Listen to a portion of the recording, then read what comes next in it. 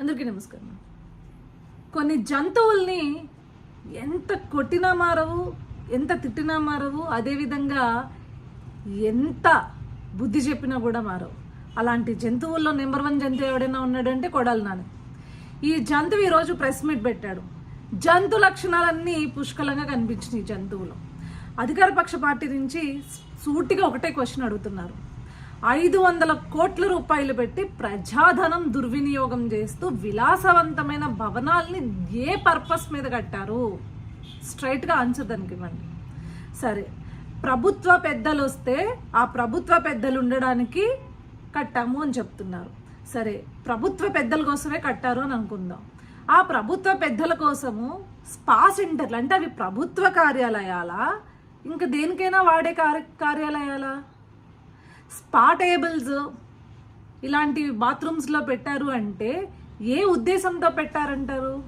అంటే రేపొద్దున్న ప్రధానమంత్రి వచ్చినా, రాష్ట్రపతి వచ్చినా, గవర్నర్ గారు వచ్చినా, ఎవరు వచ్చినా సరే రిలాక్సేషన్ అవ్వడానికి స్పా సెంటర్లో మీరు స్పా టేబుల్ పెట్టి అక్కడ చేద్దాం అనుకున్నారా? అసలు ఏంటి మీ ఉద్దేశం ఏంటి అని అడిగితే సమాధానం లేదు. కానీ ఇప్పటికీ సమాధానం చెప్పకుండా ఇంకా చిల్లరగా మాట్లాడుతున్నారు చూడండి. అది వైఎస్ఆర్సీపీ పార్టీ అంటే.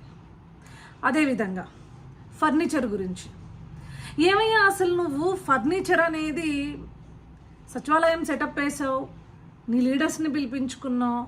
దాన్ని పిలిపించుకున్న తర్వాత కానీ ప్రభుత్వానికి కానీ లేకపోతే ఆంధ్ర రాష్ట్ర ప్రజలకు కానీ నువ్వు ఇప్పటి వరకు కనీసం సచివాలయం ముఖం చూడలేదు, సచివాలయానికి వెళ్ళలేదు, మొత్తం నీ ఇంటి నుంచి పరిపాలించావని తెలియదు. సరే, సచివాలయం సెటప్ ఇంటి దగ్గర ఎందుకు వేసావు?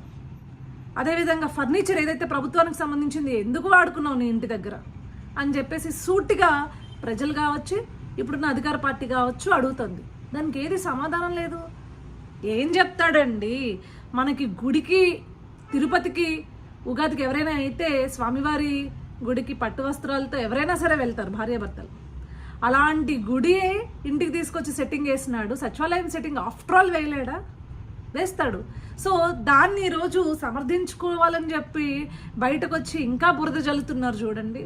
ఆ రోజు కోడలు గారు క్లియర్గా చెప్పారు, నేను ఏదైతే ఫర్నిచర్ అనేది నా దగ్గర ఉండిందో దాన్ని తీసుకుని వెళ్ళామని చెప్పి నేను మీకు లెటర్ రాశాను అని చెప్పారు.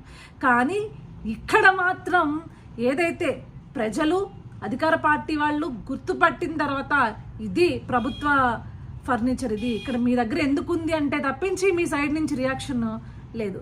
ఇప్పుడు ఎవరండి దొంగలు అంటారు? ఇలాంటి కొడాలి నాని అనే ఒక విష పురుగుని, చీడ పురుగుని ఇంకా ఓడిస్తే కూడా బుద్ధి రాదు, ఇంకేం చేస్తే బుద్ధి వస్తుంది? ఇలాంటి వాళ్ళని సమాజం నుంచి అత్యంత దూరంగా గెంటేస్తే తప్పించి బుద్ధి రాదు. ఏం మాట్లాడుతున్నావయ్యా? ఓడిపోయినా కూడా నువ్వు ఇంకా నీకు అధికారం ఉందని ఫీల్ అవుతున్నావా? ఏ మదంతో ఇంకా మాట్లాడుతున్నావో అర్థం కావట్లేదు. బేసిక్గా వైఎస్ఆర్సీపీ పార్టీలో ఉండే ప్రతి ఒక్కడు కూడా ఇలాంటి మృగాలే ఉంటారు, ఇలాంటి జంతువులే ఉంటారు అని చెప్పేసి మరొక్కసారి నిరూపించుకున్నారంటే